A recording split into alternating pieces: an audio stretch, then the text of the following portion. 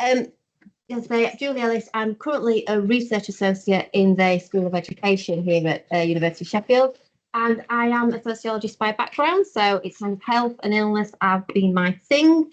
And as Katie's already alluded to, a lot of my work today has been around end-of-life experiences, so experiences of dying, experiences of bereavement, and most recently we did some work with parents that had lost a child in or shortly after birth. So that's kind of been what I've done today. What I'm going to talk to you about today is a little bit different. So in terms of me personally, I'm just back at Sheffield from a 6-year breakaway. So I was at Sheffield for a number of years, and then I've most recently been a senior lecturer in sociology at the University of Huddersfield. I am now back at Sheffield working as a researcher on a project called Cripping, which I'm going to talk to you about as we get going today. And what I also want to say as well, that this is a joint presentation, but my colleague Kirsty has got an existing commitment today, so she couldn't be with us. But yes, so Kirsty's very much, as you will see as we move on, a key part of what I'm going to talk about today.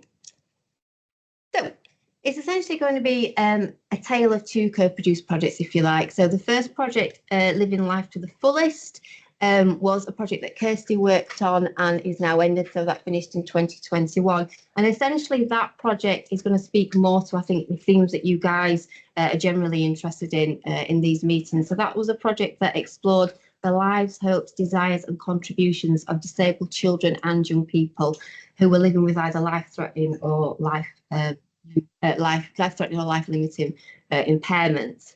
And then I'm also going to talk about a project that kind of grew out of that, which is a project that I'm working on now, and that's called Cripping. This kind of project that we're very much at the start of. And this is about exploring the lives of people who have a range of health conditions. So this is adults, not children. And these are individuals that have had their lives either saved or sustained by using ventilatory medical technologies. And I'll say a little bit more about what I mean by those as we move on. So I guess the context for what I'm saying in terms of co-production and co-production in practice is very much in that space of disability and chronic illness. Okay, so this is Kirsty, and I said I couldn't do this today without mentioning Kirsty. She was the lead researcher on Living Life to the Fullest, so that is a project that I wasn't actually directly involved in myself. And she's now the PI of the project that I'm working on, Cripping. And so she's the linchpin, if you like, the glue that has kind of honed and developed the co-production processes and practices that I'm going to be talking about. Kirsty herself is a disabled scholar, disability activist, and she's kind of interested in, advocating for and understanding more about the everyday lives of disabled people. So I definitely had to mention Kirsty today as a key backdrop to all of this.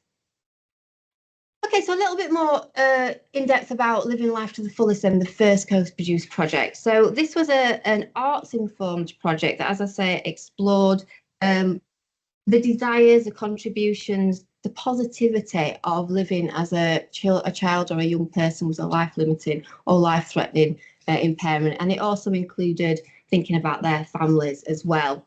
And it was coming very much in terms of responding to this idea that we don't listen to the voices of disabled young people enough.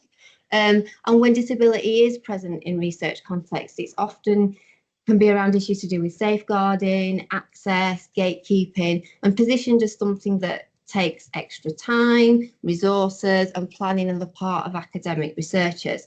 And Living Life to the Fullest was set up to kind of challenge the very negative view of disability and disabled young people and their contributions in particular. So it's very much about listening to their stories and keeping them kind of at the core of everything that they were doing. So Kirsty and the team very much started from the premise that disability is worthwhile, it's a productive experience, and that it can contribute to knowledge. And one of the key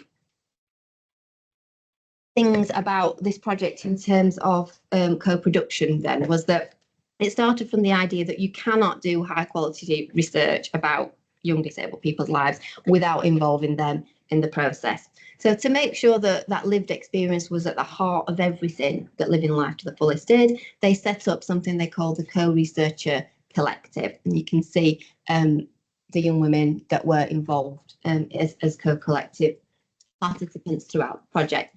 So these were all women living with either life-limiting or life-threatening impairments, and had very much that lived experience that was really needed to drive a project like this forward. And if anybody is interested, there is a link at the bottom of the slides there, which I think will be shared, which the collaborative people are talking themselves about what it was like and what it meant to them to kind of lead on this project. And so from the outset, it was designed in a way that the co-researchers would be involved in all aspects of the research process. So this wasn't just about kind of what's important in terms of the research question or what kind of methods do you think we would use. It was very much about recognising that this didn't want to just be about consulting people. It was about the co-researchers actively doing and leading the research.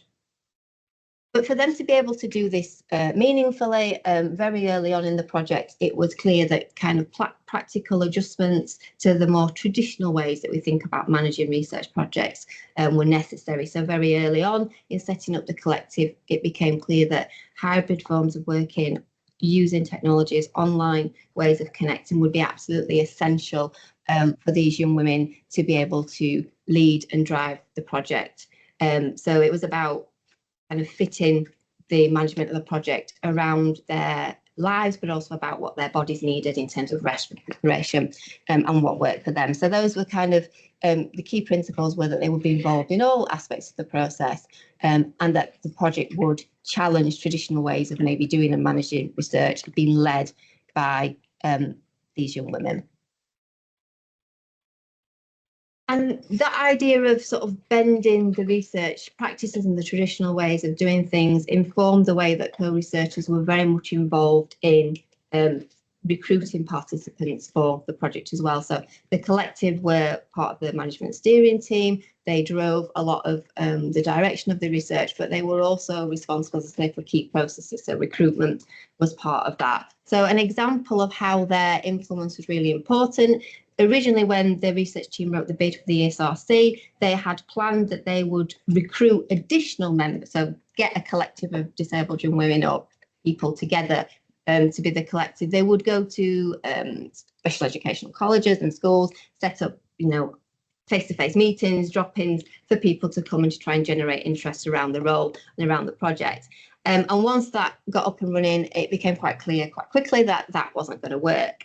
They initially recruited a lead community researcher called Lucy Watts, and she talked to them about this approach and said, well, actually, I do all my work from my bed, which was kind of mind-blowing for the research team. So they were like, okay, so we really need to think about how we position ourselves in terms of access and where we are to be able to meaningfully engage with disabled young people, to either recruit them as researchers on the project, or then further down the line when we're recruiting participants to interview about their experiences. So it was about setting up things like WhatsApp groups, making sure recruitment was online, working remotely in various different ways. And then that translated into the study design when the interviews that they did with disabled young people and children and their families. There were a variety of different options to do that online, over email, or using various platforms. The lived experience of the co-researchers and disabled young people were also key in terms of shaping the research agenda and some of the questions that would drive the data collection. So it's not very big on the slide, but there's some examples there.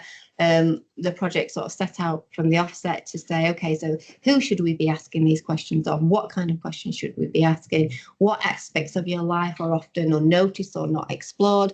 So the way in which they did this is they worked with a collaborative community researchers to generate these questions, and then they were posted to Facebook groups attached to young disabled people's charities and organisations, and they then fed in by providing comments in terms of what they thought of those. So again, there's that real sort of reaching out to try and understand, what are the questions, what do we need to be asking, how should we be approaching this? And there's a little bit of an aside then. As a result of doing that, it actually led to a completely unanticipated set of kind of findings and area of work that the academic team who originally applied for the funding to do this hadn't really considered at all. So it came out in talking to the co-researchers and wider young disabled people, that the way that they've been thinking about care and the importance of care in their lives, they've not included a dynamic that may include non-human people, so animals, and that relationship and that effective relationship with animals. And this was really significant and came out in a lot of the data and essentially led to a spin-off impact project led again by some of the co-research team around this idea of, what is a relationship with an assistance of life? How is it important? And it was kind of, again, talking to Kirsty about this, it was immeasurable in terms of how meaningful the co-researchers felt to have taken that thing then into a completely new direction that was completely driven by them. And I think, again, it's just a powerful example, I guess, of what happens or can happen when you let non-academic knowledge lead. So I said, look back then to living life to the fullest and the research process there. I mentioned that, they were involved in all aspects of the research and the project. And I think co-analysis and data analysis is perhaps one of those things that is not so often talked about. So I know Kirsty and the team made quite concerted efforts to write about this in various publications. So again, if you want to follow any of this up, it's all kind of documented there in terms of how they went about and did this. But essentially, this idea of having in-person analysis retreats worked really well. And so bearing in mind, when they came to the point of analysis, the project was been running for 3 years. I think they'd only met like once in person prior to this point. But having said that, the intimacies and the kind of collegiality that they built up over those years doing the online work and stuff kind of led to what Kirsty describes as a really sort of emotive but incredibly productive space. I know she had quite a few issues in terms of access and finding a venue that could support the need to bring these people together. So again, that was a reflection on some of the ableist barriers to involving people with disabilities in research. But when she said, they got in the room and it was really powerful. The analysis was led very much by the emotionality and the lived experience and the connections that they got. And I think it challenged Kirsty to do analysis in ways that she'd just not done before.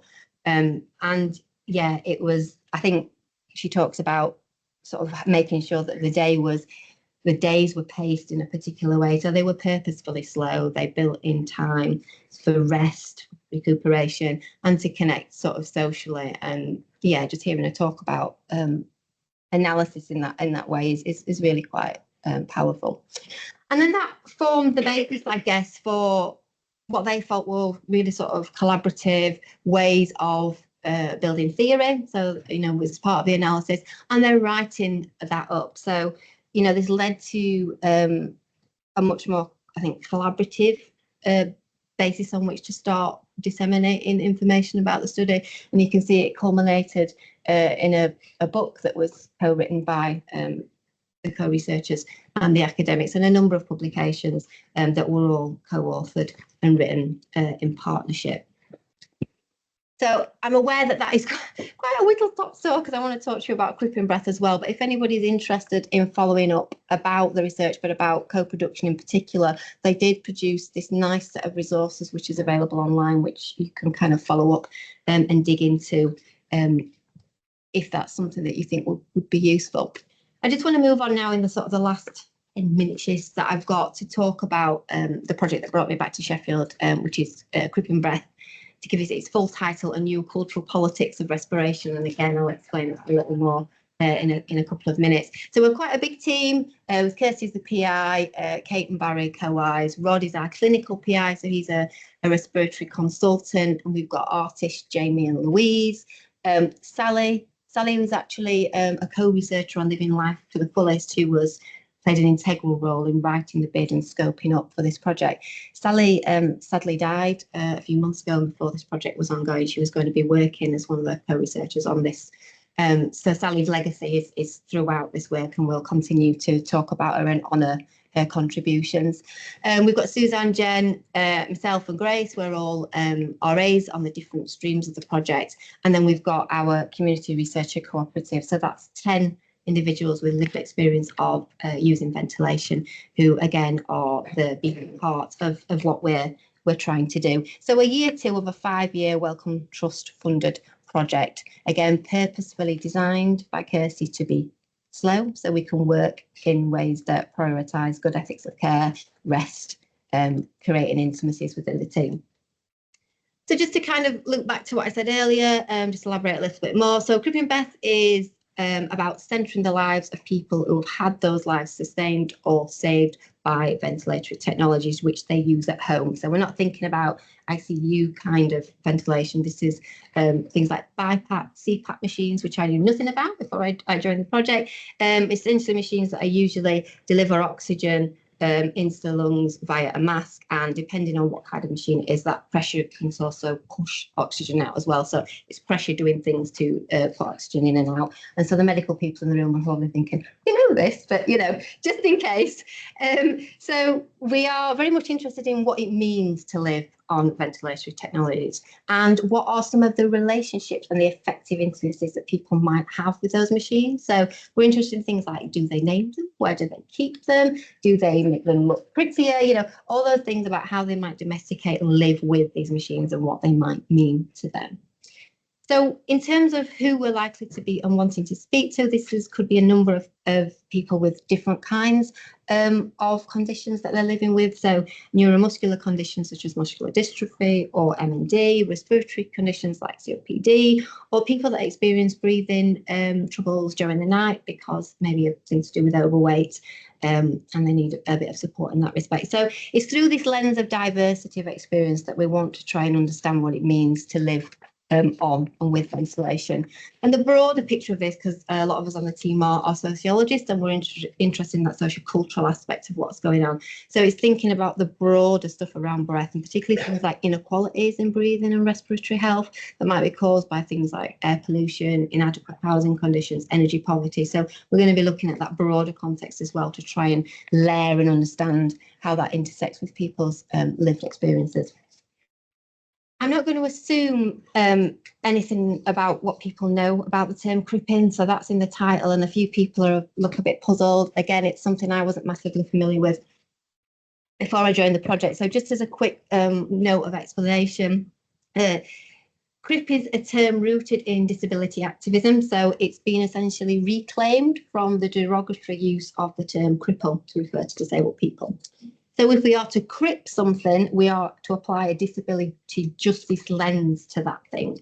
So for us, we're cripping breath. So what we're doing is we are putting breath and disabled people at the centre of what we do and empowering different ways to think about how they live their lives.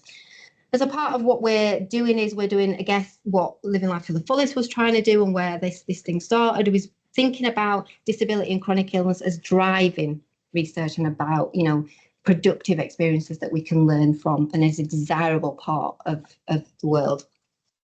And so in taking this position, again, to get a bit sociological with it, we guess we're challenging ableist ideas about, you know, where we promote things around, you know, autonomy, self-sufficiency, independence, and directly challenging those and saying, okay, well, what does it mean to live codependently with a machine?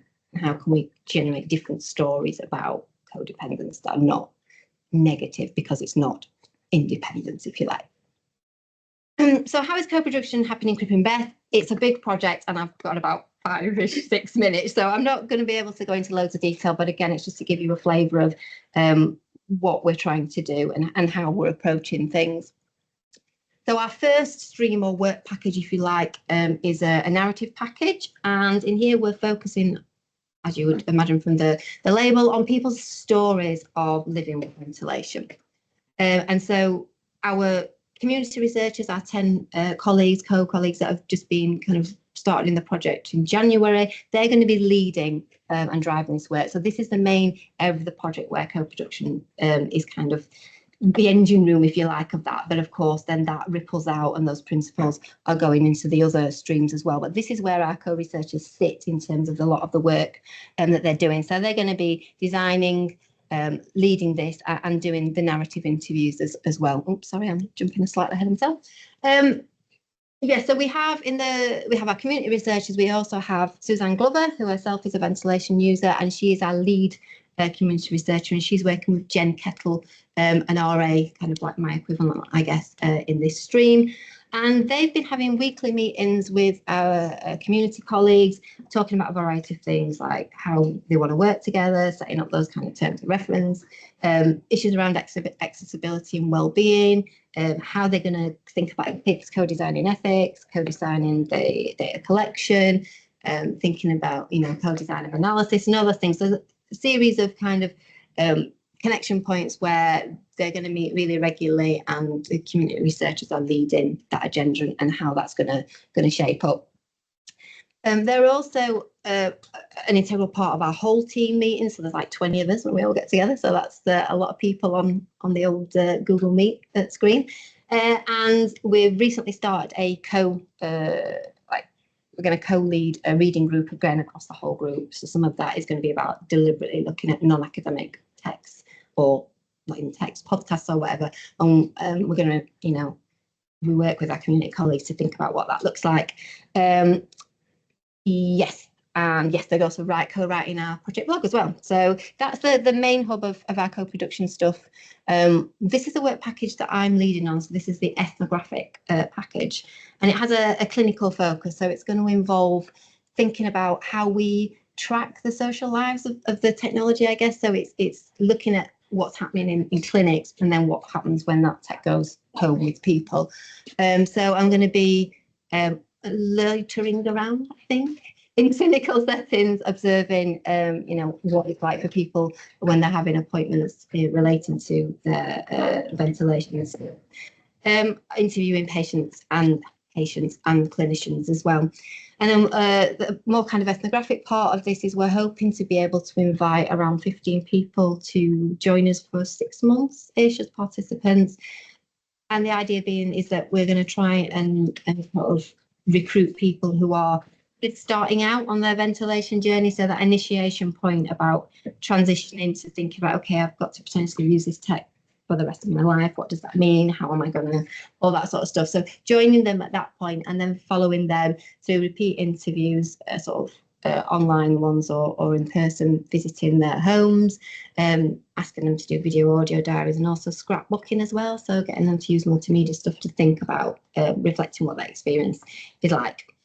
So I've got a meeting in a couple of weeks to talk to my co-researcher colleagues about some of these design ideas that we've had, and to kind of get their perspective from, what does this look like from a patient or somebody who's experiencing this thing.